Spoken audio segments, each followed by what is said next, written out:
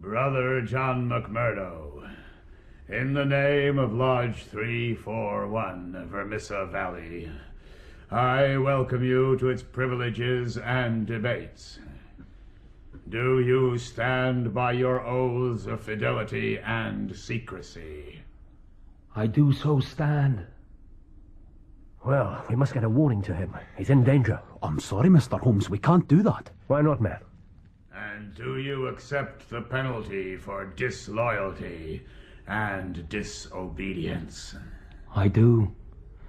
If I should break my vow to my brothers, may I be hunted down across this country or any other, and put to a most deserving and inevitable death. Why not? Because he was horribly murdered late last night. That's why not. So it is sworn. Aye! I want to know exactly how you came by this note. Well, actually, Watson wrote it. To your dictation, Holmes. True enough. We decoded it, Mr. Mack. Here's the original. Ah, a secret code, is it? Well, it seems to me I can have the case cleared up in no time. All I have to do is lay my hands on the man who sent you this. And how do you propose to do that? I was rather assuming you'd tell me. I have no idea who he is or how to contact him. I thought you sent him money. On occasion. Posted to Camberwell Post Office. And you've never troubled to see who called for the letters? When he first got in touch with me, I gave him my word that I wouldn't try to trace him. You give your word to a criminal? It wasn't the first time, and it won't be the last. Oh, Mr. But this is all Holmes. beside the point. It's the man behind Porlock you should be after. The man behind him? The man responsible for your murder. Well, who is he? His name is Moriarty. Ah. I've never heard of him. Maybe not, Doctor, but I have. Ah, so he's known to the police. Oh, aye, he's known right enough. Professor James Moriarty is one of the most respected academics in the country. He has honorary doctorates from Oxford and Cambridge. He writes books that no one else in the world can understand, and he lectures in mathematics. Perfect cover. Oh, Mr. Holmes, I really don't want to go through all this again. Moriarty is behind this murder.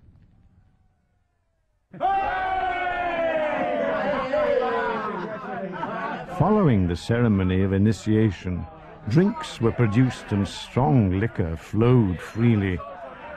All were anxious to raise a glass to this new brother, who stood firm before policemen and never flinched under the branding iron. They rolled back their sleeves and compared their marks and shared their stories. All had gone through the test, though few as bravely as young John McMurdo. First item on the agenda, the pension to Jim Carnaway's widow. Brother Treasurer? Bodymaster, the companies have all been generous lately. Hetty Carnaway will be well looked after. Very good. Item 2. I've had a request from Lodge 249, Merton County. They've a job to be done, too sensitive for the local brothers. The target is Andrew Ray, manager of Ray and Sturmash, co-owners Eminent Bodymaster! Brother Scanlon.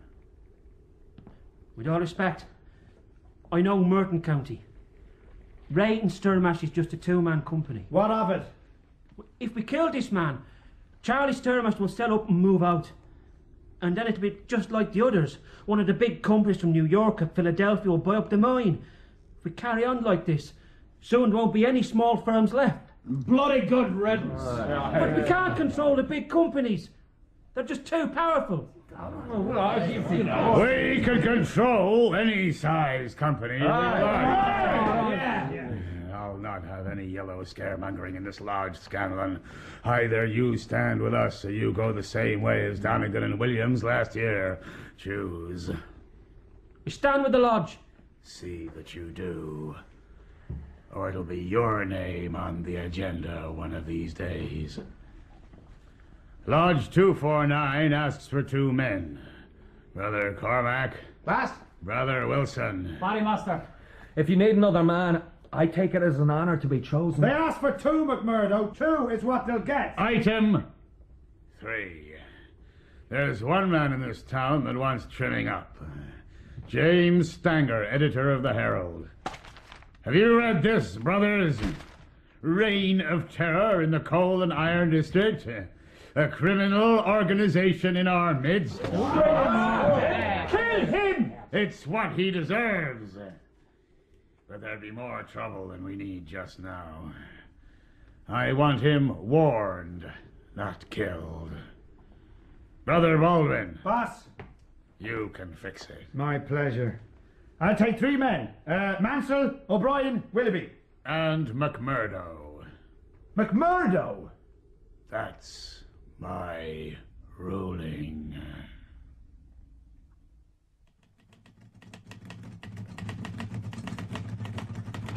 Hey! Hold his arms! Help! No! Stanger! This'll teach you to print your damn lies, eh? Call me a criminal, eh? Will you? Easy, man. Baldwin, for the love of God! Shut your mouth! That's enough! Keep out of this! That's enough, I said! Get your hands off me, you damn traitor! Stand away from him, Baldwin, or I'll blow your face off. By God, you are a traitor. For God's sakes, hurry yourselves! The street's awake! Go on, lads. Scatter! All right, now, lads. Ted! Come on, man! I'm coming! McMurdo, don't think that this is over.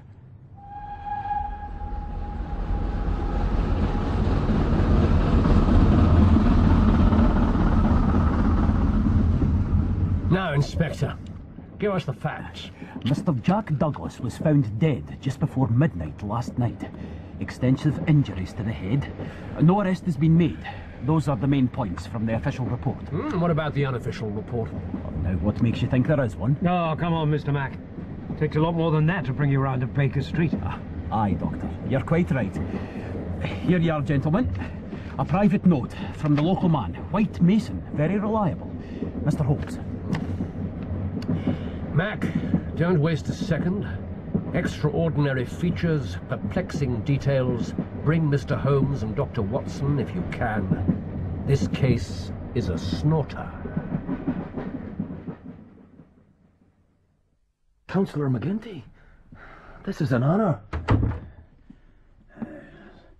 I'm not usually much of a visitor, but I thought I'd stretch a point. I hear you pulled a gun on Brother Baldwin last night. I did, and I'd do it again. Where I come from, the orders of a bodymaster are to be obeyed without question. Baldwin was set to murder the man. He called you a damn traitor. And at any other time I'd have killed him for it. But it was more important to get the man away and protect the lodge. You did the right thing. I'm grateful. Freeze the pair of you! What's the meaning of this, Marvin? I thought you'd be getting into trouble, Mr. Crooked McMurdo. You're coming with us. What am I being accused of? This man is a friend of mine. I'll answer for his conduct. Is that so? Well, Mr. McGinty, you may have to answer for your own conduct one of these days. Give me a pistol, McMurdo. There. But I'll ask you again, Captain. What is it you think I've done? You were involved in the beating of old Stanger at the Herald office last night. Drop this now, Marvin. Save yourself a deal of trouble. What's that supposed to mean? This man was with me in my saloon last night. We played poker till first light. And I can bring a dozen witnesses to prove it. Not guilty.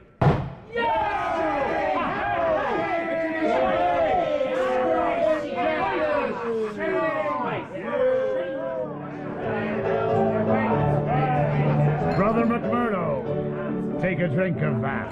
Thanks. To poker! That's a fine drop of whiskey. My own stock. I'm honored.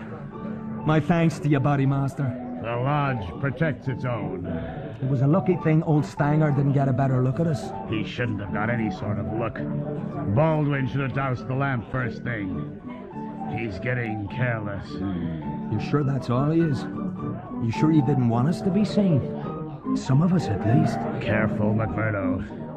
It's not your place to question a brother's loyalty. Counselor, if a brother calls me traitor, then I can return the favor. Is that what they say in Chicago? It's what I say.